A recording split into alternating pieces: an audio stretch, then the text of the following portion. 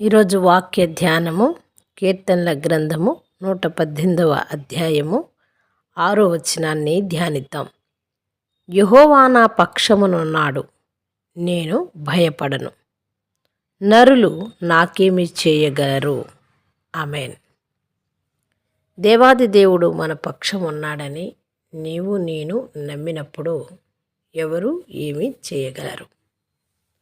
దేవుని వాక్యము సెలవిస్తుంది, దేవుడు మనతో ఉంటే ఆయన అనుమతిస్తే తప్ప మనుష్యులు మనకేమీ చేయలేరని, ఆయన సర్వాధికారి అయి ఉన్నాడని, దేవాది దేవుడి సంరక్షణలో మనము బలవంతులుగా ఉంటాము.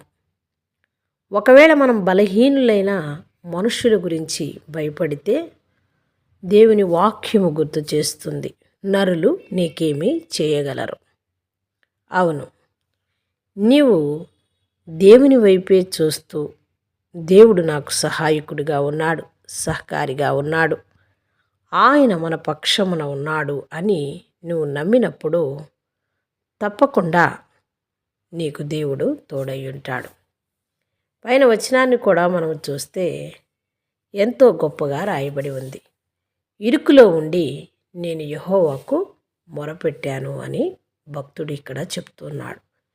యెహోవా ఆ మాటను విని జవాబు ఇచ్చాడని కూడా రాయబడి ఉంది.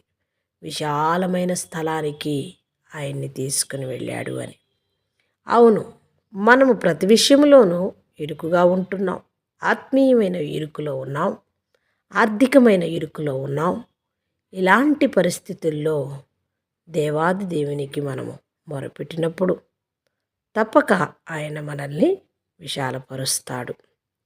ప్రియ సహోదరుడా, సహోదరి, నా జీవితములో ఇరుకులో భయములో ఉన్నట్టయితే ఈ వాక్యాన్ని ధ్యానించి దేవుడు మన పక్షం ఉన్నాడని నమ్మాలి, నమ్మి ప్రార్థించేవారిగా ఉందాం.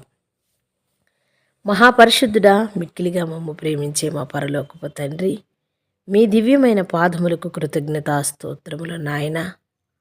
అవును ప్రభువా, మా పక్షమున నీవు ఉన్నావు కాబట్టి మేము భయపడము.